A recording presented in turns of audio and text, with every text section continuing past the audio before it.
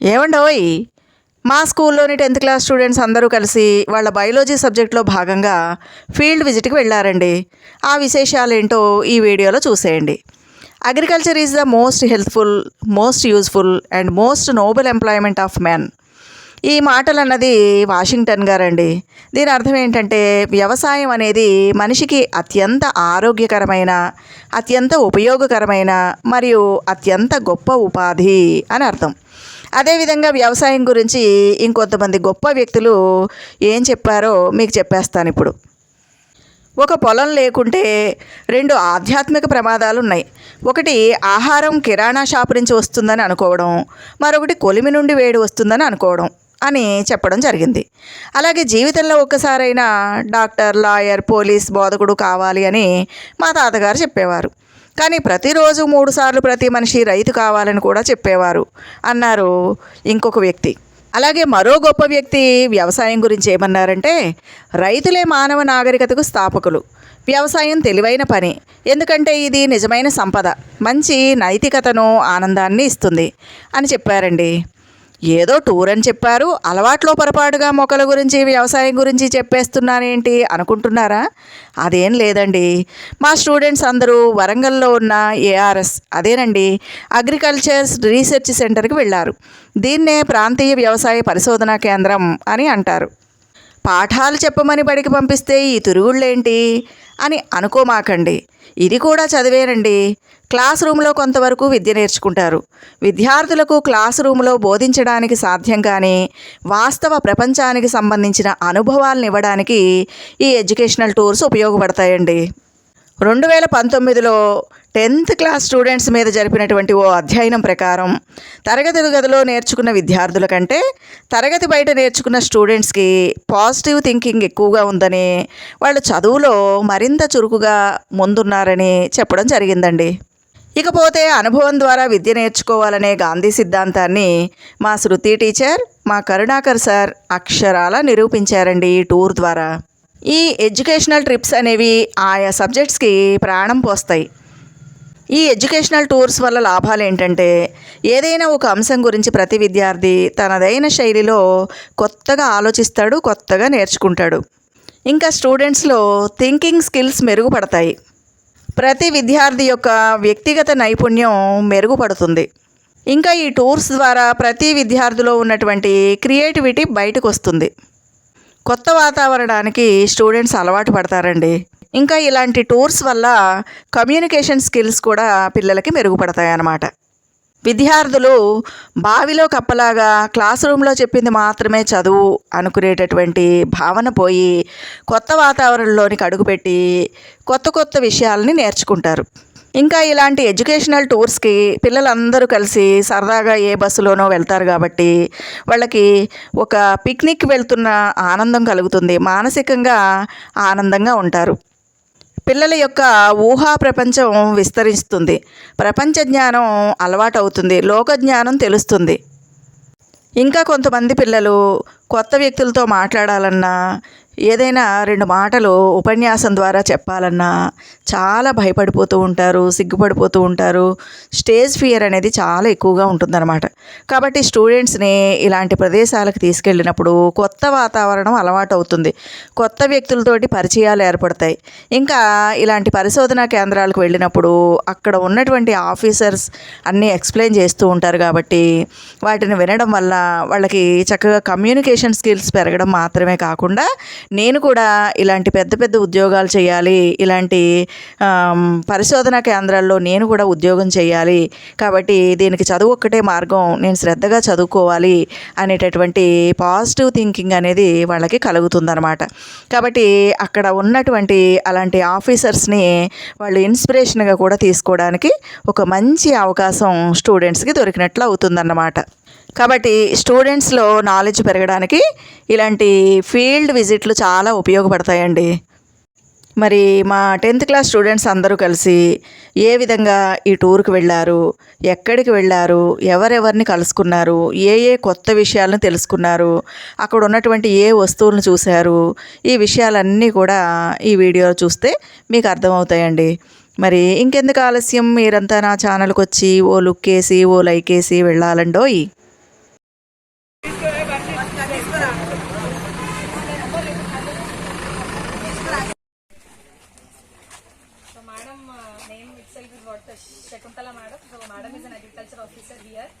So whole and soul the department head here, it was being looked after by the madam. So I even thank madam for giving this wonderful opportunity for us. So and madam has spared her times particularly to show all the things that we have present in this research center. So once again I am thanking to the madam from our institution. So everybody wants to give a round of applause and appreciate madam for her patience. Thank you madam. Cooperate with madam. Madam is ready to show everything that which are present in the research center. Okay. Only 10th class. As they're outgoing batch, it will be used for them. 77.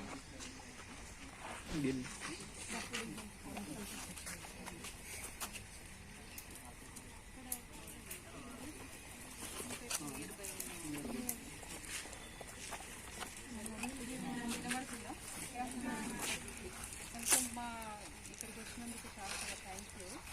కాకపోతే మీరు దేనికి వచ్చారనేది important కదా మాకు. So agriculture research station అనేది 1933 started year 1933 ARS agriculture research station 1933 agriculture research station 1933 to 1964 వరకు ARS అనే ఉంది. 1964 తర్వాత 65 తర్వాత యాంగ్రూ అనే మన యాంగ్రూ యూనివర్సిటీ దాకా Acharya NG Ranga university agriculture university Acharya NG Ranga agriculture యూనివర్సిటీలో అది మళ్ళీ కన్వర్ట్ అయిపోయింది. సో 1965లో యాంగ్రూగా మారిపోయింది. మనకి 1965 నుంచి టిల్ మనకు తెలంగాణ వచ్చినప్పటి దాకా మనము యాంగ్రూ క్రిందనే ఉన్నాము. ARS నుంచి కన్వర్ట్ అయింది 2007లో RARS రీజనల్ అగ్రికల్చర్ రీసెర్చ్ స్టేషన్లో కన్వర్ట్ అయింది. ఈ station converted regional agriculture research station. These are included 11 districts along with surrounding districts and newly formed also Mulugu also 7 మొత్తం 11 districts ఇంక్లూడ్ అయినాయి. వీటిలలో ఈ రీజనల్ అగ్రికల్చర్ రీసెర్చ్ స్టేషన్ అనేది దీనిని మనము they are called అనే సెంట్రల్ తెలంగాణ జోన్. దీన్ని మనం central Telangana zone అని అంటాం. దీంట్లో మనకి KVKs కృషి విజ్ఞాన్ కేంద్ర and regional agriculture research stations agriculture ARS dot centres dot district agriculture advisory and transfer of technology centers dot DAAAATTC dot centers Krishi Vignan Kendra ARS dot centers and polytechnics. ఇవన్నీ ఈ 11 డిస్ట్రిక్ట్స్లో ఉన్నటువంటివన్నీ ఈ central Telangana zone కిందకే వస్తాయి. ఈ central Telangana జోన్కి ఉన్నటువంటి ఈ 11 డిస్ట్రిక్ట్లో ఉన్నటువంటి డిపార్ట్మెంట్స్ అన్నీ రిలేటెడ్గా ఇక్కడికి ఇది హెడ్ ఆఫీస్. దీనికి మనము అసోసియేట్ డైరెక్టర్ ఆఫ్ రీసెర్చ్ అనే ఆఫీసర్ వీటన్నిటికీ హెడ్ అన్నమాట. 11 డిస్ట్రిక్ట్లో ఉన్న వాటన్నిటికీ. So associate director of research ADR sir పేరు డాక్టర్ ఉమారెడ్డి. దీనికి మొత్తంకి బాస్ ఆ సార్. ఈ 11 డిస్ట్రిక్ట్లో ఉన్నటువంటి KVKs dot centres polytechnics and other ARS వీటన్నిటికీ బాస్. దీనిని మనం సెంట్రల్ తెలంగాణ జోన్ అని చెప్తాం. ఈ సెంట్రల్ తెలంగాణ జోన్లో మొత్తం మన తెలంగాణ అంతా ఇక్కడ కవర్ అవుతుంది. దీంట్లో మెయిన్ థింగ్గా మనకి రీసెర్చ్ జరుగుతుంది. వీటి మీద రైస్, పల్సెస్ అండ్ కాటన్. రైస్లో హై ఈల్డ్ వెరైటీస్ గురించి మనకి రీసెర్చ్ దేని మీద జరుగుతుంది అంటే మనకి ఎలాంటి సిచ్యువేషన్స్లో ఉన్నట్టు బాగా రెయినీ ఉంది, ఇంక ప్లాంట్ అనేది మనకి లాడ్జ్ అయిపోతుంది.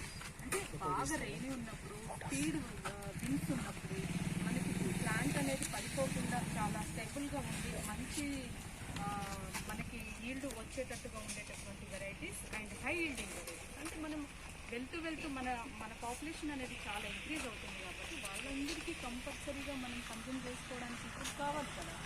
హై ఇల్లింగ్ వెరైటీస్ మీరు డాక్టర్ స్వామినాథన్ గ్రీన్ రెవల్యూషన్ గురించి చదివే ఉంటారు. మన మెయిన్ థింగ్ ఏంటిది, మనకు హై ఇల్లింగ్ వెరైటీస్ అంటే ఒకప్పుడు అప్పుడు వాళ్ళు చేసినప్పుడు చాలా మంది ఆకలితో చాలా మంది ఇబ్బంది పడేవాళ్ళు. అలాంటి వాళ్ళని చూసే అప్పుడు అంత గొప్ప వ్యక్తి ఆయన సైంటిస్ట్ అయిపోయి ఇలాంటి హై ఈల్డింగ్ వెరైటీస్ అంటే మనకి ఇంకా పర్ ఎకర్లో మనకు అప్పుడు ఒక 5 టన్స్ 6 టన్స్ అయ్యేది, 6 క్వింటాల్స్ అయ్యేది. ఇప్పుడు 20 క్వింటాల్స్ 25 క్వింటాల్స్ అలా అయ్యేటటువంటి వెరైటీస్ని డెవలప్ చేస్తారు.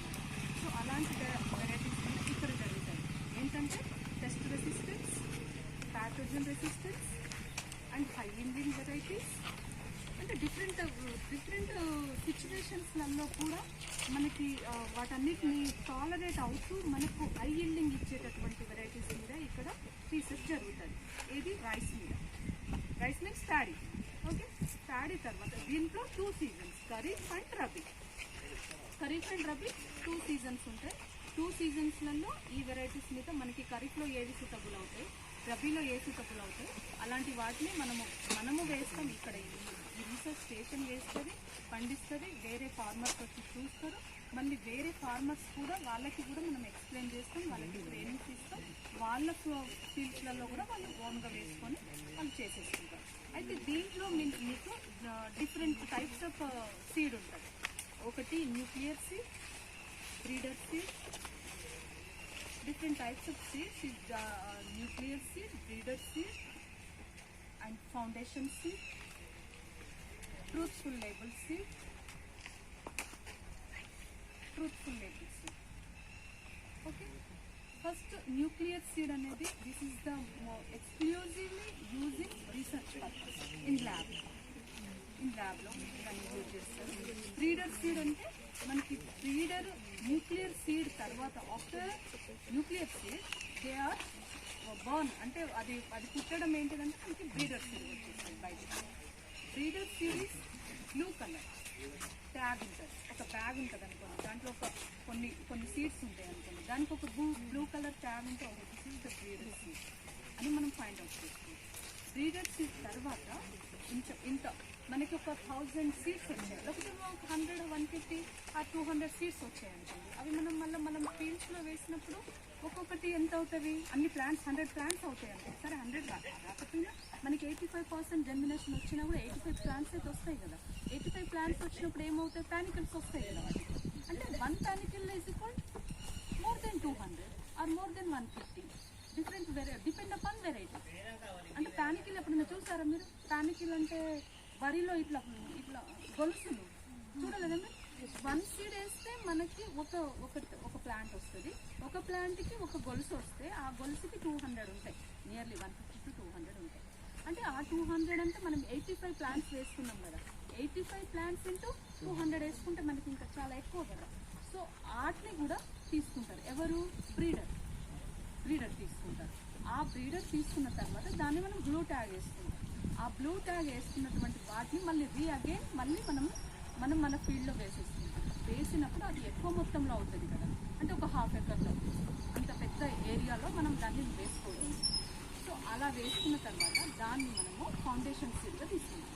Foundation seed is white colour tag ఉంటుంది. వైట్ కలర్ ట్యాగ్ ఉన్నదంటే foundation seed, blue colour tag ఉన్నదనుకుంటే బ్రీడర్ సీడ్. న్యూక్లియర్ సీడ్కి ఏది ట్యాగ్ ఉండదు, only lab purpose and research purpose. అది బ్రీడర్ యూజ్ చేసే సీడ్. దాని తర్వాత మనకి ఈ మధ్య రీసెంట్గా మనం ఫార్మర్స్ అంటే మీ ఫాదర్స్ ఎవరైనా అగ్రికల్చర్ బ్యాక్గ్రౌండ్ ఉన్న వాళ్ళు ఉన్నారా? ఉంటే వాళ్ళ ఆ ఫార్మర్స్ మన ఫాదర్స్ వెళ్ళి మనం సీడ్ తీసుకొచ్చుకుంటాం కదా. ఎలాంటి సీడ్ అయినా మనం తీసుకొచ్చినప్పుడు వాటిని మన ల్యాండ్లో వేసినప్పుడు అది బాగా లగ్జరియస్ గ్రోత్ వచ్చేసేసి దాని తర్వాత మనకి లగ్జరియస్ ఒకటి వెజిటేటివ్ గ్రోత్ ఉంటుంది, ఒకటి ఎకనామికల్ పార్ట్ ఉంటుంది. వెజిటేటివ్ గ్రోత్ మీన్స్ ఏంటిది, ఒక ప్లాంట్ వెజిటేటివ్ అంటే బ్రాంచెస్, లీవ్స్ అవన్నీ మనకి చక్కగా అంటే చాలా గ్రీనరీగా, చాలా హెల్దీగా, చాలా బాగుంటే మనము వెజిటేటివ్ గ్రోత్ బాగుంది అని అనుకుంటాం. వెజిటేటివ్ గ్రోత్ కాదు కదా మనకు కావాల్సింది, మనకి ఎకనామికల్ పార్ట్ కావాలి.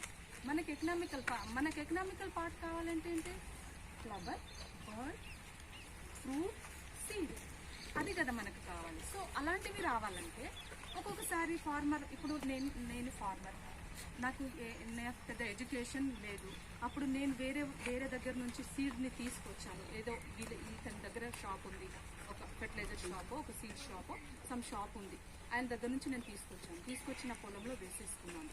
అంటే నేను ఎంతో బాధపడి దానిని కొనడం కూడా నాకు కష్టమే ఫార్మర్కి. అది తీసుకొచ్చిన తర్వాత అది చాలా, నేను చేసినటువంటి ఖర్చులని చేసేసాను. అది వెజిటేటివ్ గ్రోత్ చాలా లగ్జరియస్గా, చాలా సూపర్గా ఉంది. కానీ దానికి వచ్చే టైంకి అది మెచ్యూరిటీ అవ్వట్లా, అది బర్డ్ ఫార్మేషన్ అవ్వట్లేదు, ఫ్లవర్ ఫార్మేషన్ అవ్వట్లేదు, ఫ్రూట్గా మారట్లేదు. అంటే ఇప్పుడు నేను పత్తి తీసుకొచ్చాను, పత్తి బాగా ఎదిగింది, నా అంతకంటే నా పైన ఎదిగింది, చాలా కొమ్మలు వచ్చినాయి, కానీ ఒక్కటి పువ్వు లేదు, ఒక్క బర్డ్ లేదు, ఒకటి కాతలేదు, పూతలేదు. అలాంటప్పుడు ఫార్మర్ ఏం చేస్తాడు? చాలా బాధ కదా, ఆయన చాలా పెట్టుబడి పెట్టాడు కదా, దానికి ఇన్వెస్ట్ చేశాడు కదా. సో ఇన్వెస్ట్ చేసిన దానికి ఇంకా అక్కడ మనకి వెజిటేటివ్గా ఎకనామికల్ పార్ట్ డెవలప్ అవ్వనప్పుడు మనకు కష్టమే కదా.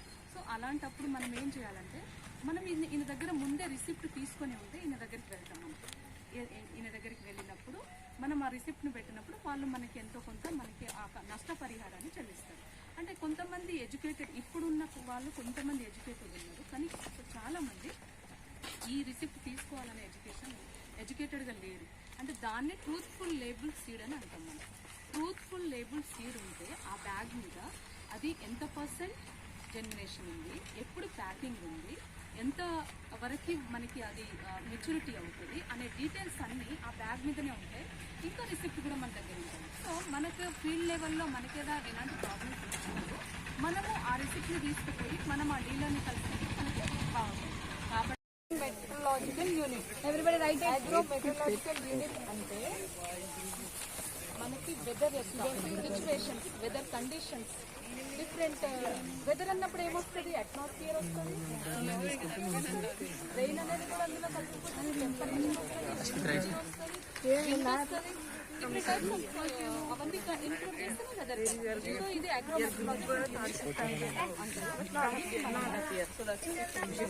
మనకి ఎయిర్లో టెంపరేచర్ అండ్ ఎయిర్లో హ్యూమిడిటీ ఎంత ఉన్నదనేది మనకి ఇది తెలియపరుస్తుంది అన్నమాట.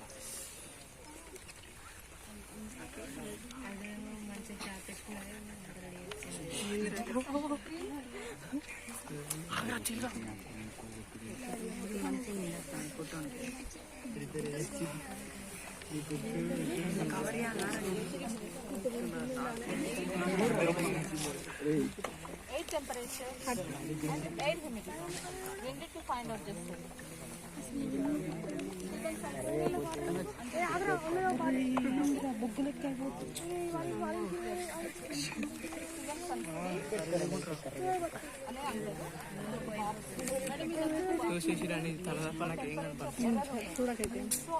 అప్పర్ ఆల్సో దీని నుంచి కూడా 30 సెంటీమీటర్స్ అప్పర్ ఉంది. దీని ఇంత హైట్ వరకు లోపటి కూడా ఉంది. దీంట్లో ఒక మెజరింగ్ సిలిండర్ అక్కడ కనబడుతుంది. ఇది అలా కాదు, అంతేనా కదా? The total amount of rainfall ని అమౌంట్ ని మనం మెజర్ చేసేదే రెయిన్ గేజ్. ఈ రెయిన్ గేజ్ ని ఇప్పుడు 30 సెంటీమీటర్స్ డెప్త్ లో మనం తవ్వేసేసి మనం ఈ మెజరింగ్ సిలిండర్ ని చూస్తాము. ఈ మెజరింగ్ సిలిండర్ అనేది మనకి 20 mm ని మనం సైన్ చేస్తుంది. ఇది మొత్తం టోటల్ గా నిండింది అనుకోండి, 20 mm మనకి రెయిన్ ఫాల్ వచ్చింది అని అర్థం. ఓకే, దీన్ని మనం ఇలా పెట్టేసేసి దీంట్లో ఒక 1 పిన్ ఉంటుంది. ఇప్పుడు ఇట్లా చూడండి, ఇది ఉందా, ఇట్లా ఉంది. దీన్ని ఇట్లా మనం ఫిక్స్ చేసిన తర్వాత మనకి రెయిన్ వస్తూ ఉంటుంది కదా, బాగా రెయిన్ వచ్చినప్పుడు మనకి ఆ డ్రాప్స్ అందులో పడినప్పుడు మనం అదంతా ఫుల్ నిండింది అనుకోండి, 20 mm మనకి ఈ రోజు రెయిన్ ఫాల్ ఉంది అని. మేడం బాగా వర్షం వస్తుంది, ఇంకేం చేయాలంటే సిలిండర్ ని మార్చేయాలి. బాగా క్లౌడీ మనకి సైక్లోన్స్ వస్తూ ఉంటాయి, బాగా పెద్ద రెయిన్ వస్తూ ఉంటాయి, బాగా పెద్ద హెవీ రెయిన్స్ వచ్చినప్పుడు మనము ఆ యొక్క సిలిండర్స్ ని మనము ఇంకా ఎక్కువ మార్చాలి. అలా ఒక 2-3 మార్చామనుకోండి, మనం అప్పుడు ఏమవుతుంది, 20 mm మనం సైన్ చేసినప్పుడు, 4-5 ఉన్నప్పుడు 100 mm మనకి రెయిన్ ఫాల్ వచ్చినట్టు మనం దీన్ని క్యాలిక్యులేట్ చేసుకోవాలి. రెయిన్ గేజ్ దీని పేరు. 30 మీటర్స్ హైట్ లో ఉంది. ఓకే అమ్మా, 30 మీటర్స్ హైట్ లో ఉంది. 30 మీటర్స్ ఉంది, ఒక 10 అడుగులు వేసి ఒక గ్లోబ్ మాదిరిగా ఒక ఇన్స్ట్రుమెంట్ ఫిక్స్ అయి ఉంది. ఆ గ్లోబ్ మాదిరిగా ఇన్స్ట్రుమెంట్ ఫిక్స్ అయిపోయి దాంట్లో ఒక గ్లోబ్ లాగా ఒక గ్లాస్ మెటీరియల్ ఉందా, ఆ గ్లాస్ మెటీరియల్ కింద ఒక కార్డ్ ఉందా, ఎస్ కార్డ్ ఉందా, అది ఎప్పుడైనా ఇది ఏ డైరెక్షన్ లో ఫిక్స్ అయి ఉందంటే నార్త్ సౌత్ డైరెక్షన్ లోనే ఆ గ్లోబ్ ఫిక్స్ అయి ఉంది. నార్త్ సౌత్ డైరెక్షన్ లోనే గ్లోబ్ ఫిక్స్ అయి ఉంది కాబట్టి దాని కింద డిఫరెంట్ కార్డ్స్ ఉంటాయి. డిఫరెంట్ కార్డ్స్ అంటే 4 టైప్స్ ఆఫ్ కార్డ్స్ ఉంటాయి. ఒక కార్డ్ వచ్చేసి మనకి మార్చ్ నుంచి ఏప్రిల్ 1 నుంచి ఏప్రిల్ 11 వరకు స్ట్రైట్ కార్డ్ ఉంటుంది. దీంట్లో 4 టైప్స్ కార్డ్స్ ఉంటాయి. ఇది నార్త్ సౌత్ డైరెక్షన్ లో ఫిక్స్ అయి ఉంటుంది. ఒక గ్లోబ్ మాదిరిగా ఉంటుంది. ఒక గ్లాస్ మెటీరియల్ దాన్ని ఫిక్స్ చేసి ఉంటుంది. దాన్ని స్ట్రైట్ కార్డ్ అంటాం మనం. మార్చ్ 1 నుంచి ఏప్రిల్ 11 వరకు స్ట్రైట్ కార్డ్ ని పెడతాము. ఏప్రిల్ 12 నుంచి సెప్టెంబర్ 2 వరకు, ఏప్రిల్ 12 టు సెప్టెంబర్ 2 వరకు లాంగ్ కరువు కార్డ్స్ ఉంటాయి. లాంగ్ కరువు కార్డ్స్. అట్లనే 3rd సెప్టెంబర్ నుంచి 4th అక్టోబర్ వరకు స్ట్రైట్ కరువు కార్డ్స్ ఉంటాయి. 4th అక్టోబర్ వరకు. తర్వాత 15th October to till February ending. అమ్మా మళ్ళీ 3rd September to 15th October to February ending. Short కరువు. దీనికి డైరెక్షన్ ఇది కూడా 3.1 మీటర్ హైట్ లో ఉంది. దానిపైన ఒక మెటీరియల్, ఒక ప్లేట్ లాంటి మెటీరియల్ దిస్ ఇస్ ద ఎంత చేస్తుంది అంటే 16 డైరెక్షన్స్ సైన్ చేస్తుంది. 684 మీటర్ అంటారు దాన్ని. 3 కప్స్ ఉన్నాయి, రొటేట్ అవుతున్నాయా, విండ్ స్పీడ్ km/h. ఇలాంటి చిన్న చిన్న క్వశ్చన్స్ మీరు రేపు ఏ కాంపిటేటివ్ ఎగ్జామ్స్ రాసినా కూడా చిన్న చిన్నవే ఉంటాయి. Relative humidity percentage. Humidity is measured in the form of percentage. The directions also degrees. దీనికి ఒక షీట్ ఉంటుంది, డిగ్రీస్. అయితే ఇది కూడా మీకు ఇంత హైట్ లో మనకు ఒక 2.5 మీటర్స్ హైట్ లో ఉంటుంది. దానిపైన స్పీడోమీటర్ మీకు ఫిక్స్ అయ్యింది. ఆ స్పీడోమీటర్ పైనే ఆ కప్స్ ఉన్నాయి. అమ్మా స్పీడోమీటర్ పైన కప్స్ ఉన్నాయి. ఆ కప్స్ ఎంత స్పీడ్ గా తిరుగుతాయి, ఆ స్పీడోమీటర్ లో ఉన్నటువంటి ఆ రీడింగ్ అనేది మనకి సైన్ చేస్తుంది. సో దాన్ని బట్టి మనకి పర్ అవర్ ఒక 200 km/h, 300 km/h, 150 km/h. అంటే ఇంత పెద్ద స్పీడ్ గా మనకి విండ్ వచ్చినప్పుడు ఏమైతే చాలా ఎక్కువ విండ్ వచ్చినప్పుడు ఆ పెద్ద కొమ్మలు ఆ పెద్దవి కూడా పడిపోతాయి కదా. మనము ఎప్పుడైనా సైక్లోన్స్ వచ్చినప్పుడు బిఫోర్ గా చూసేది ఏంటి, విండ్ స్పీడ్ గా వచ్చేది. సో అలాంటివి మనకి ఇదే మనకి పూర్తిగా చెప్తుంది అనమాట. ఏం చెప్తారంటే satellite IMD, Indian metrological unit. దీని యొక్క హెడ్ ఆఫీస్ పూణేలో ఉంటుంది. ఇది ఏం సైన్ చేస్తుందంటే రెయిన్ఫాల్ని సైన్ చేస్తుంది. నెక్స్ట్ విండ్ స్పీడ్ని మనకి సైన్ చేస్తుంది. Next air temperature, humidity and cyclones and tsunamis, different weather కండిషన్స్లో ఉన్న అన్నిటిని మనకు సైన్ చేస్తుంది. This the help of the working ఏదైతే శాటిలైట్ ద్వారా ఇది మనకు వర్క్ చేస్తుంది. దీని డేటా మనం ఎప్పుడు మనకి ఈ డిస్ట్రిక్ట్ వైడ్ గా తీసుకొని మనము ఢిల్లీకి వాళ్ళకి పంపిస్తాం. అయితే డిఫరెంట్ టైప్స్ మనం ఇక నీడకెళ్ళి మాట్లాడుకుందాం. ఇంకా అయిపోయింది, మీరు తగ్గింది. ఫ్యాన్ ఎవాపరీమీటర్ అంటే వాటర్. ఫ్యాన్ ఎవాపరీమీటర్ ఏం వర్క్ చేస్తుందంటే హౌ మచ్ వాటర్ ఎవాపరేట్ అయిపోయింది, ఎంత ఎవాపరేట్ అయిపోయింది అనేది తెలియజేస్తుంది. ఈ మొత్తం ఈ చుట్టూరుగా ఒక 125 సెంటీమీటర్స్ రౌండ్ లో ఉండే ఒక గాల్వనైజ్డ్ ఎంతవరకు రావాలో ఆ స్పీడ్ లో అంతవరకు మనం సన్ డైరెక్టర్ మనము సన్కి మనము దాన్ని ఎండబెడతాం అనమాట. దాని తర్వాత మాక్సిమం టెంపరేచర్ మనకు వచ్చిన తర్వాత మనం అప్పుడు ట్యాగింగ్ చేస్తాం. సో దానికి ఇది హెల్ప్ చేస్తుంది. ఏది ఓపెన్ థ్రెషింగ్ ఫ్లోర్. మనకి ఒక షెడ్ లాగా ఓపెన్ థ్రెషింగ్ ఫ్లోర్ లేకుండా మామూలుగా కూడా ఉంటాయి. అవి ఎందుకంటే ఇక్కడ ఓపెన్ థ్రెషింగ్ ఫ్లోర్ లో మనము ఎండబెట్టిన తర్వాత విత్తనాలలో మనకు కావాల్సినటువంటి మాయిశ్చర్ వచ్చిన తర్వాత దాన్ని బ్యాగింగ్ చేసుకొని అక్కడ ఉన్నటువంటి గోడౌన్స్లలో మనం ట్రాన్స్ఫర్ చేస్తాం. దాని తర్వాత కూడా అక్కడ మళ్ళీ మిషన్స్ ఉంటే మీకు చూపిస్తాం కదండి. మనకి అనేది చాలా షార్టేజ్ అగ్రికల్చర్ లేబర్ ఉండడం ద్వారా ఏం మనకి ప్రాబ్లం జరుగుతుందంటే మనకి టైమ్లీ మనకి ప్లాంటింగ్ జరగదు. టైమ్లీ మనము వాటిని అగ్రికల్చర్ యొక్క ఆపరేషన్స్ ని మనం టైం కి చేసుకోలేము. టైం కి మనం అగ్రికల్చర్ ఆఫీస్ ఇన్ టైమ్ లో చేసుకోకపోవడం ద్వారా ఏం ప్రాబ్లం అవుతుందంటే పెస్ట్ అటాక్ అవుతుంది, డిసీజెస్ అటాక్ అవుతుంది. అప్పుడు వెదర్ కండిషన్ కూడా మనకి హెల్ప్ఫుల్ గా ఉండదు. సో మనం ఇన్ టైమ్ లోనే అగ్రికల్చర్ యొక్క ఆపరేషన్స్ అన్నిటిని ఇన్ టైమ్ లో కంప్లీట్ చేస్తే మనకి క్వాలిటీ ఉన్నటువంటి మంచి సీడ్ అనేది మనకి బయటకు వస్తుంది, క్వాలిటీ ప్రొడ్యూస్ వస్తుంది, డిమాండ్ మనకి మార్కెట్ లో డిమాండ్ కూడా మనకి ఎక్కువ ఉంటుంది. సో ఆ విధంగా చేయాలంటే షార్టేజ్ ఉన్నప్పుడు, లేబర్ షార్టేజ్ ఉన్నప్పుడు మనం దాన్ని అవాయిడ్ చేయాలంటే మిషన్ ట్రాన్స్ప్లాంట్ అని డిపెండ్ అయిపోవాలి. మనం మిషన్ ట్రాన్స్ప్లాంట్ ఏం చేస్తుందంటే మనకి ఒక పర్ ఎకర్ మనకి ఒక ప్యాడీ వేద్దాం అనుకోండి. ప్యాడీ వేయాలనుకుంటే మనం ఫస్ట్ నర్సరీ వేసుకుంటాం. నర్సరీని మనం ఒక్కొక్కసారి బెడ్స్ టైప్ గా వేసుకుంటాం, ఒక్కొక్కసారి ట్రేస్ లో వేసుకుంటాం. ఒకవేళ మీరు మిషన్ ట్రాన్స్ప్లాంటింగ్ నే యూజ్ చేయాలనుకున్నప్పుడు మీరు ట్రేస్ లలోనే మీరు నర్సరీని గ్రో చేసుకుంటారు. నర్సరీ అంటే ఒక 25 డేస్ వరకు మనము దాని జర్మినేషన్ కి పెట్టినప్పుడు 25 డేస్ లో మనము రెడీ టు ట్రాన్స్ప్లాంట్ కి రెడీ అయిపోతుంది. ఏది ప్యాడీ యొక్క మొలకలు పైకి వచ్చేసి ఇంత హైట్ వచ్చేసేసి అవి రెడీ టు ట్రాన్స్ప్లాంట్ అవుతాయి. అంటే అక్కడ నుంచి ఆ నర్సరీ బెడ్ నుంచి ఆ నర్సరీ నుంచి వేరే మెయిన్ ఫీల్డ్ తీసుకెళ్లి మెయిన్ ప్లాట్ లోకి ట్రాన్స్ప్లాంట్ చేయాలి. సో ఆ విధంగా అయిపోయిన తర్వాత మనకి లేబర్ చాలా షార్టేజ్ ఉన్నప్పుడు పర్ ఎకర్ ఒక 10 మెంబర్స్ వేస్తారనుకోండి. పర్ ఎకర్ 10 మెంబర్స్ ప్యాడీని ట్రాన్స్ప్లాంట్ చేయాలి అనుకుంటే మనం ఈ మిషన్ ద్వారా మనం చాలా ఈజీగా చాలా తక్కువ టైంలో ఎక్కువ ఏరియాను మనము ట్రాన్స్ప్లాంట్ చేయొచ్చు. దాని వెనకాల అక్కడ ఇవి ఉన్నాయి చూడండి అమ్మా, ఇది కూడా అదే పాడైపోయింది. ఈ ట్రేస్లలో ఇది ఆ ట్రే పెట్టే స్పేస్ అన్నమాట. ఇందులో అన్ని ట్రేస్ తో మనం నింపేస్తాం. 1 2 1 2 1 2 మొత్తం ట్రేస్ అని నింపేసుకున్న తర్వాత ఈ మిషన్ ఎట్లా హెల్ప్ ఆఫ్ ద ట్రాక్టర్ తోనే అది మిషన్ ముందుకు నడుస్తూ ఉంటుంది, డ్రైవర్ నడుస్తూ ఉంటాడు. సో ఇక్కడ నుంచి ఇది వచ్చిన తర్వాత ఈ నర్సరీ ఉంటుంది చూడండి, నర్సరీ అనేది ఇక్కడికి వచ్చిన తర్వాత ఇక్కడ డివైడ్ అయిపోతుంది. ఇక్కడ డివైడ్ అయిపోయి అదే సో చేసేస్తుంది, అదే ట్రాన్స్ప్లాంట్ చేసుకుంటూ వెళ్ళిపోతుంది. మొత్తం ఆల్ లైన్స్ అన్ని అదే ట్రాన్స్ప్లాంట్ చేసుకుంటూ ఈక్వల్ యూనిఫామ్ స్పేస్ ఉంటుంది, యూనిఫామ్ డెప్త్ ఉంటుంది.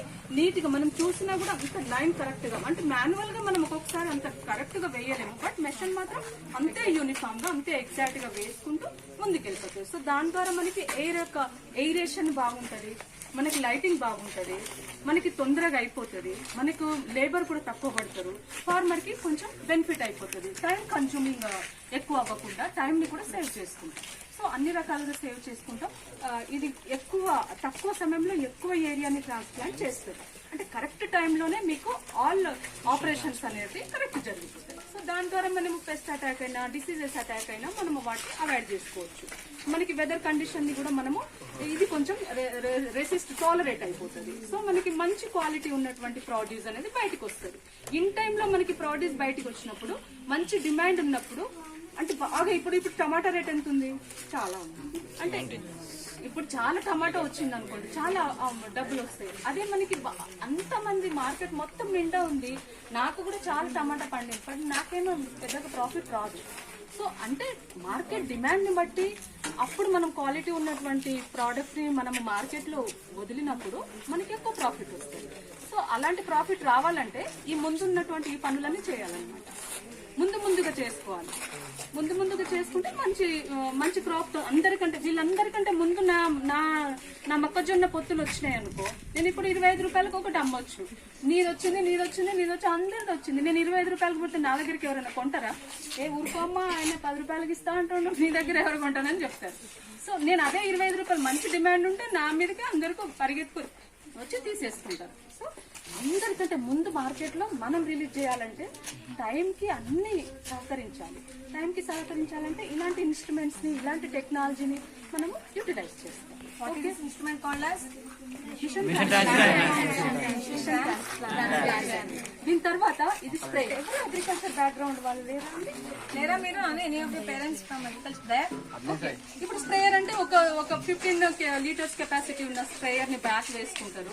లేకపోతే మనకి పవర్ స్ప్రేయర్ ఉంటుంది, అంత తైవాన్ స్ప్రేయర్ ఉంటుంది కదమ్మా, అలాంటి స్ప్రేయర్స్ ఉంటాయి. బట్ ఇలాంటి స్ప్రేయర్ ని మీరు చూసారో లేదో నాకు తెలియదు. 200 లీటర్స్ కెపాసిటీ ఉంటుంది. At a time half acre ని ఎట్ ఏ టైం స్ప్రే చేస్తుంది. ద హెల్ప్ ఆఫ్ ట్రాక్టర్ ఒక మిషన్ తో దీన్ని లాగుతూ ఉంటది. దీన్ని మనం దాన్ని మనము మెషిన్ ట్రాక్టర్ కి మనం అటాచ్ చేసేస్తే అది మొత్తం at a time half acre ని ఫినిష్ చేస్తుంది. మనం హాఫ్ ఏకర్ ని ఫినిష్ చేయాలంటే మాన్యువల్ అతను ఒక ఇద్దరిని పెట్టాలి. మనం ఇద్దరిని పెట్టాలంటే ఒక 2000 రూపీస్ అయిపోతాయి వాళ్ళకి. అందులో వాళ్ళు వాటర్ పెట్టడం చాలా ఎక్కువ రిస్క్. ఇది టైం కన్జ్యూమ్ చేస్తుంది, ఇన్ టైమ్ లో స్ప్రే చేస్తుంది, యూనిఫామ్ గా స్ప్రే చేస్తుంది. Okay 100% sprayer. దాని తర్వాత పైపులు ఉన్నాయి చూడండి అమ్మా, సీడ్ కమ్ ఫెర్టిలైజర్ డ్రిప్. ఒక్కొక్కసారి మనము వేసే టైంలో మనం సీడ్ పడ్డ యొక్క డెప్త్ లో మనకి ఫెర్టిలైజర్ పడకపోవచ్చు. యూనిఫామ్ డెప్త్ లో ఉంటది. యూనిఫామ్ డెప్త్ లో మనకి ఫెర్టిలైజర్ అనేది పడిపోతుంది. ఇందులో ఇక్కడ బాక్సెస్ ఉంటాయి. ఒక బాక్స్ లోనేమో మనం సీడ్ వేసుకుంటాం, ఒక బాక్స్ లో ఫెర్టిలైజర్ వేసుకుంటాం. సో ఒక దాంట్లో నుంచి సీడ్ వచ్చేస్తుంది, ఒక దాంట్లో నుంచి ఫెర్టిలైజర్ వచ్చేస్తుంది. అట్లా మనం ఈ స్పేస్ ని కూడా మనం స్పేస్ చూసుకుంటాం అనమాట. ఇప్పుడు సపోజ్ మేజ్ ఉంది అనుకోండి, 20x60 అట్లా పెట్టుకుంటాం మనం. అంటే rows to rows 60, plant to plant 20 centimetre.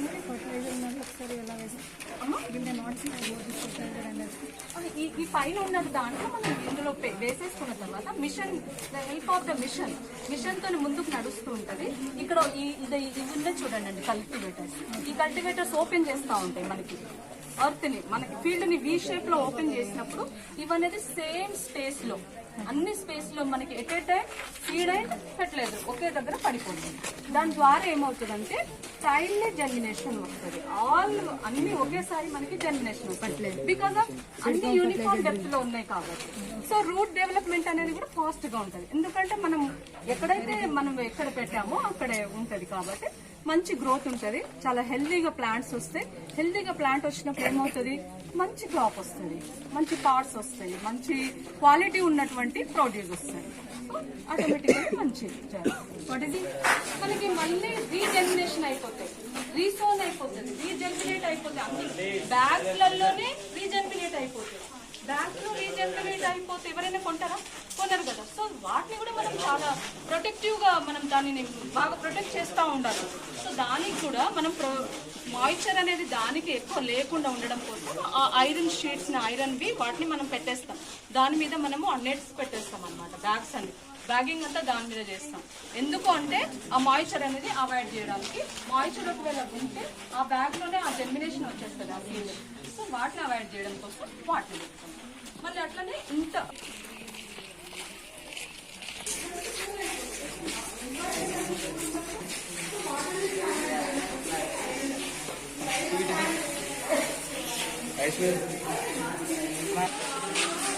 Slide లో సో అది డ్యామేజ్ చేసేది సీడ్.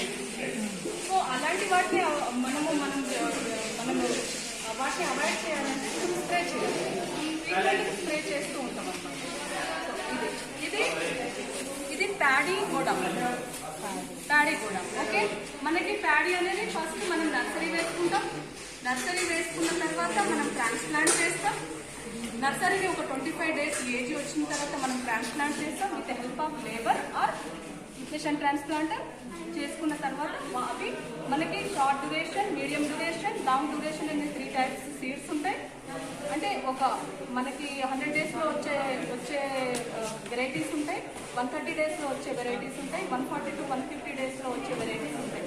సో ఆ వెరైటీస్ మనకి బయటకు వచ్చిన తర్వాత వాటిని మనం ఓపెన్ థ్రెషింగ్ ఫ్లోర్కి తీసుకొస్తాం. ఓకే ఇది అయిపోయింది. ఓపెన్ థ్రెషింగ్ ఫ్లోర్కి తీసుకొస్తాం. ఓపెన్ థ్రెషింగ్ ఫ్లోర్ దగ్గర మనము ఒక విండైన్ ఫ్యాన్ని మనం సెట్ చేసుకుంటాం. విండైన్ ఫ్యాన్ ఎందుకంటే మనకి ఆర్టిఫిషియల్ ఎయిర్ రావడం కోసం. అంటే ఒక్కొక్కసారి మనకి ఎయిర్ అనేది మనకి బాగా విండ్స్ రావు కదా, ఎయిర్ వస్తేనే కదా మనకి అందులో ఉన్నటువంటి ఇంప్యూరిటీస్ అని బయటికి పోతాయి. సో మనం అంతసేపు వెయిట్ చేయకుండా విండైన్ ఫ్యాన్ ని మనము the help of the electrical power ఆ ఎనర్జీని యూజ్ చేసుకుని ఆ విండోయింగ్ ఫ్యాన్ అనేది మనకు వచ్చినప్పుడు మనం ఇన్ టైంలోనే వీటిని విండోయింగ్ చేసుకుంటాం. విండోయింగ్ చేసుకున్న తర్వాత ప్రాసెసింగ్ చేసుకున్న తర్వాత మనమే సన్కి షేడ్ ఇస్తాం. సన్కి షేడ్ చేసేసిన తర్వాత మనకి ఇక్కడ మినిమం మాయిశ్చర్ ఏదైనా మనకి చాపీ గ్రేడ్స్ అన్నిటికీ అక్కడ విండోయింగ్ ఫ్యాన్ లో వెళ్ళిపోతాయి. బట్ కొన్ని ఉండిపోతాయి. ఏంటి, కొన్ని సాయిల్ పార్టికల్స్ అనేది కొంచెం మట్టి పెట్టలు అలాంటి ప్లాంట్స్, రూట్ పార్టికల్స్, మనకి కొంచెం ఇన్ఫీరిటీస్ ఉన్నటువంటి మెటీరియల్ అనేది ఉండిపోతుంది. సో వాటన్నిటిని కూడా మనము తీసివేయాలంటే మనము దీంట్లోకి తీసుకొచ్చేస్తాం అనమాట. మొత్తం ఆ బ్యాగింగ్ అంతా ఆ బ్యాగ్స్ అన్ని ఇందులో వేసేస్తాం. మిషన్ ని ఆన్ చేసుకుంటాం. మిషన్ ని ఆన్ చేసినప్పుడు అందులో ఆ లోపలికి వెళ్ళిపోతాయి మొత్తం మన ప్రొడ్యూస్ అంతా లోపలికి వెళ్ళిపోయి ఇక్కడ నుంచి వచ్చేసి బయటికి ఇక్కడికి వచ్చి డిఫరెంట్ టైప్స్ ఆఫ్ గ్రేడింగ్ చేసేస్తాయి. డిఫరెంట్ టైప్స్ ఆఫ్ గ్రేడింగ్ ని ఇక్కడ చేసేస్తాయి. ఏం గ్రేడింగ్ చేస్తుంది ఇక్కడ మనకి ఫైన్ అనేది మనకి బయటకు వచ్చేసి కొంచెం అంటే ఫైన్ గా ఉన్నవే కానీ కొన్ని టాపిక్ గ్రేడ్స్ ఉంటాయి. 100% generation Rao, but 100% 80 to 100% generation వచ్చేటివి ఇక్కడికి వచ్చేస్తాయి. ఇక్కడికి వచ్చినప్పుడు అక్కడ మనము బ్యాగింగ్ చేసుకుంటాం. అక్కడ బ్యాగింగ్ చేసుకున్న తర్వాత అక్కడ కరెక్ట్ గా 25 kgs బ్యాగింగ్ 30 kgs బ్యాగింగ్ చేసుకొని దాని మీద లేబుల్ రాస్తాం. దాన్ని మనం ట్రూత్ఫుల్ అక్కడ షాప్ లో అయితే దీంతో పాటు బ్యాగింగ్ పేపర్ మీద కూడా రాసిస్తారు.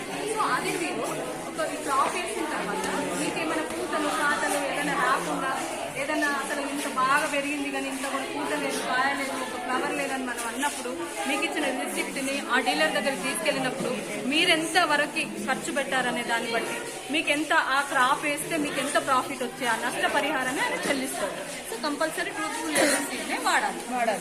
లేకపోతే వీడు తీయించాలి. ఇట్లాంటి ఖర్చులన్నిటికీ నీకు ఒక 15 to 20,000 ఆ 25,000 నీ దగ్గర వస్తుంది. కానీ నేనేంటిది నేను పేపర్ మీద ఉన్న దాన్ని బట్టి గూగుల్లో ఉన్న దాన్ని బట్టి నేను రాస్తాను. దిస్ ఇస్ నాట్ జెన్యూన్, నీది జెన్యూన్. కాబట్టి నీలాంటిది జెన్యూన్ రావాలంటే నీ డేటా తీసుకుంటాడు, నా డేటా తీసుకుంటాడు, ఇతని డేటా తీసుకుంటాడు, అందరి డేటాలను తీసుకుంటాడు. తీసుకున్న తర్వాత ఇది ఢిల్లీకి వెళ్ళిపోతుంది. ఢిల్లీలో ఐసీఆర్ ఉంది కదా, అక్కడ సెంట్రల్ లో ఉన్నప్పుడు అక్కడ ఒక కంప్లీట్ గా ఒక మనకి ఏమో యావరేజ్ కి ఎంత కాస్ట్ ఆఫ్ కల్టివేషన్ అవుతుంది, ఎంత కల్టివేషన్ కి ఒక ప్యాడీ 10 ఎకర్లు పండించాలంటే ఎంత కాస్ట్ అవుతుంది అనేది అక్కడ ఫైండ్ అవుట్ చేస్తారు. దాన్ని బట్టి ఇంకా ప్రభుత్వం మీకు 500 లేకపోతే 50 రూపాయలు మీకు బోనస్ ఇచ్చింది, 250 రూపాయలు మీకు బోనస్ కలుపుతుంది, సీఎం పిఎం ఇస్తున్నారు అని అవన్నీ దాన్ని బట్టి కలుపుతారు. కలిపినప్పుడు దాన్ని మినిమం సపోర్ట్ ప్రైస్ అంటారు. దాన్ని బట్టి మనకి 2200, 2400, 2500 అని ఒక నంబర్ ఫిక్స్ అయిపోతుంది. ఆ నంబర్ ఫిక్స్ అయిపోయిన దాన్ని మినిమం సపోర్ట్ ప్రైస్ అంటారు. అది గవర్నమెంట్ ఫిక్స్ చేస్తుంది. కానీ డేటా అంతా మీ ఇక్కడ నుంచి వెళ్ళాలి. నాలాంటి దాని దగ్గర తీసుకొచ్చిన తర్వాత దాన్ని కూడా ప్రాసెసింగ్ చేస్తాం. విన్నయింగ్ అయిపోయిన తర్వాత కూడా దాన్ని ప్రాసెసింగ్ చేస్తాం. ప్రాసెసింగ్ అయిపోయినప్పుడు కూడా ప్లాంట్ పార్ట్స్, సాయిల్ పార్ట్స్, మనకు అన్వాంటెడ్ పార్ట్స్ అన్ని డిలీట్ అయిపోయి మనకి గ్రేడర్లో వేస్తాం అనమాట. అది అక్కడ కూడా ఇలాంటి ప్రాసెసింగ్ యూనిట్ ఉంది ఒక డబ్బా, అందులో వేసినప్పుడు గ్రేడర్ అవుతుంది. మనకి 70% మన సీడ్ అనేది మనకు వచ్చేస్తుంది. దాన్ని మనము సోక్ చేస్తాం, ఓవర్ నైట్ సేవ్ చేస్తాం. ఓవర్ నైట్ సేవ్ చేసిన తర్వాత 2 or 3 days మనం సన్ షేడ్కి మొత్తం ఒక నీడలో దాన్ని మనం షేడ్ చేస్తాం. షేడ్ చేసిన తర్వాత దాన్ని మళ్ళీ తీసుకొచ్చి మిల్లో వేస్తాం. నెక్స్ట్ గ్రేడర్ అయిపోయిన తర్వాత నెక్స్ట్ మిల్లో వేస్తాం. నెక్స్ట్ మిల్లో వేసినప్పుడు అది గ్రేడింగ్ అయిపోతుంది. అందులో 70% దాల్ వస్తుంది, 30% ఉంది చూడండి, అందులో ఒక ఊకా వస్తుంది, ఇంప్యూరిటీస్ వస్తుంది. అవన్నీ 30% అంతా మనకి ఇంప్యూరిటీస్ వస్తుంది. నెక్స్ట్ కర్ణాకర్ సార్ స్టేట్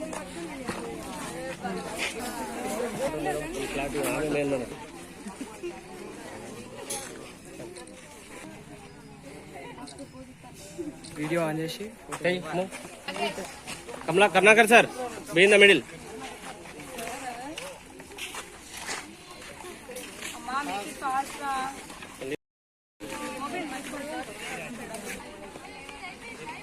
ఓకేనా పిల్లలు జరగాలి.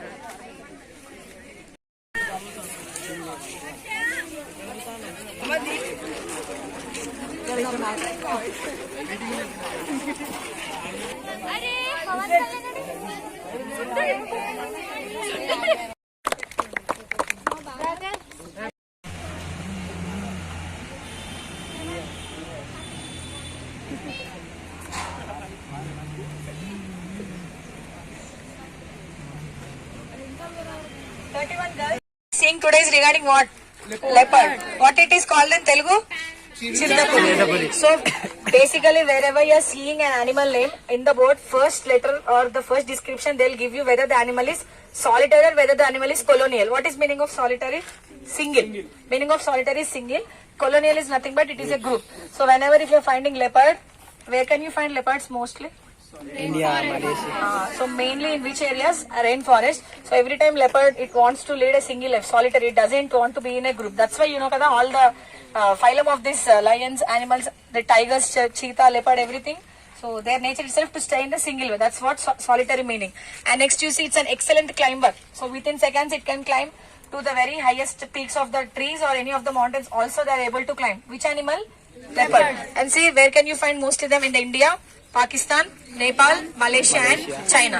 And you know what is the lifespan of a leopard? 20 years. So more than 20 years, no leopard animal can be survived. Is it okay, everybody? Chalo, now we'll go with other animals. Now take the pick of. Take all the team along with you.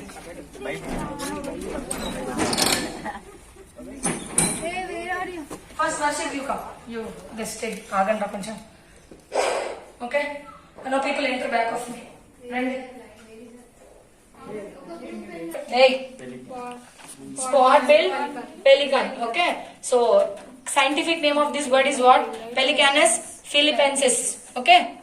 And it breeds only in the peninsular regions. You know what is a peninsular region? Where can you find peninsular region? Mostly to the snowfall places, yes or no? So there peninsular region you can find it, and it is inhabit. What is meaning of inhabit? Its home or its environment. It can only live in peninsular region, mainly coastal waters. Okay. And what is the food where this bird will take? It catches the fishes in huge number and huge bill pouch. You know, pouch is only present in the animal kangaroo. It will bear its kid in the pouch itself, right? So even this bird is also having a brood pouch where it can store its daughter. Okay, so this is what regarding here Pelicanus philippensis bird. Okay, so actually this was extincted, so that's why they have put in the museum. At least by identifying the photograph, you can know the bird is this one. Okay, so in which region you can find this bird? Mainly in the peninsular region. So like kangaroo, it is also having a pouch where it can store its daughter or child in your homes kada, but specifically some seeds are there where mostly you can find them in the forest. Can you see what the seeds are? Take the pic of these seeds and write any two seeds name. One is what?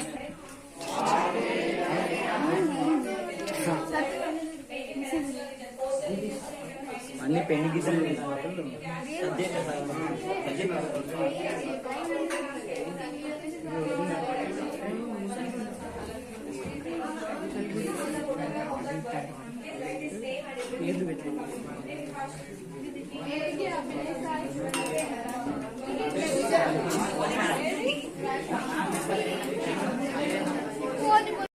Largest egg size in that's here ostrich. So write the details of ostrich. మొత్తం రాయకండి, కొంచెం short cut లో రాయండి. enough. Not Shruti. Okay. Actually T is silent. Shruti antaru. Shruti. Okay. So Shrutio camelus. So mainly this distribution of ostrich you can see in Africa. Okay. And what is the habitat? Mainly you can find in desert areas. So they are omnivorous. Write their lifespans. Make it.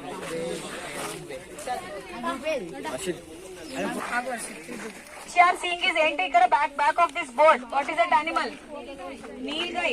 So Telugu emantaru adi monobotu. And the left side which is having two avi deers. Adi uni idi very breed. It's not the same breed. Okay. So that is present which is to your left side is a deer. And the right one which you can see is here Nilgai. Okay, in Telugu it is called as monobotu. And you can see distribution it is mainly present in Himalayas and Karnataka, many more places. And what it will eat? What is the food of this one? See what is the breeding season? Even they have given you regarding the breeding season.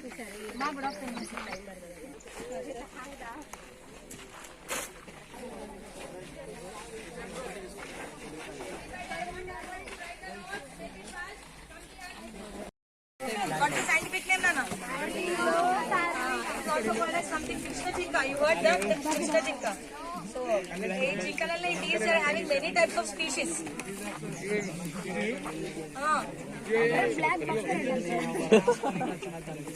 See, their scientific name, distribution, habitat, if they are having many, just write one or two. Mottam as it is, however it is on the board, don't copy it. What you are doing, stupid? Champa, should be perfect by seeing you. First you see everybody come here. It is a deer. So any species of deer is the largest one. Deer species one is the largest one. You can see it is looking like buffalo. Yes or no? అలా కూడా నేను ఇప్పుడు అది పెట్టేయమని ఒక 1 రాయమని చెప్పాను వాళ్ళు. అరే 4 వర్షాలు టగటగ రాసుకోరు మేడం. Scientific is 4 horns ఉంటాయి. Okay, it is antelope. Scientific name Tetracerus quadricornis.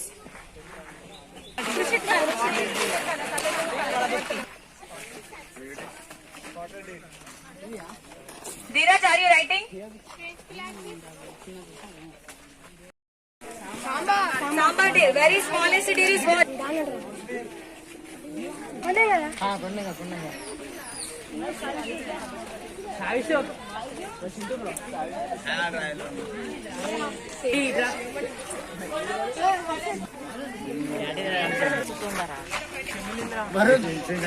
Short వేసుకోపోరా.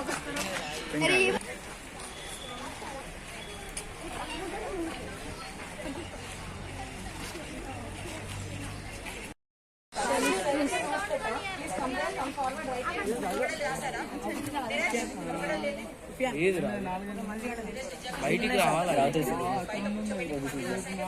6 నిమిషం నాయకుడు ఏం నాయకుడు.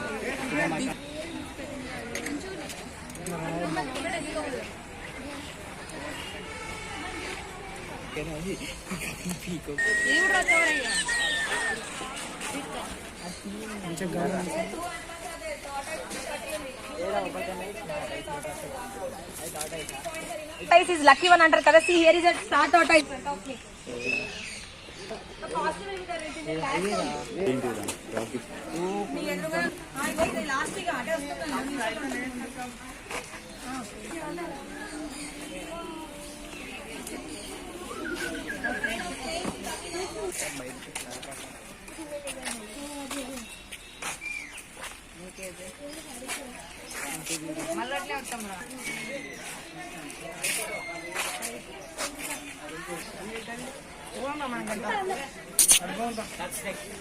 బయట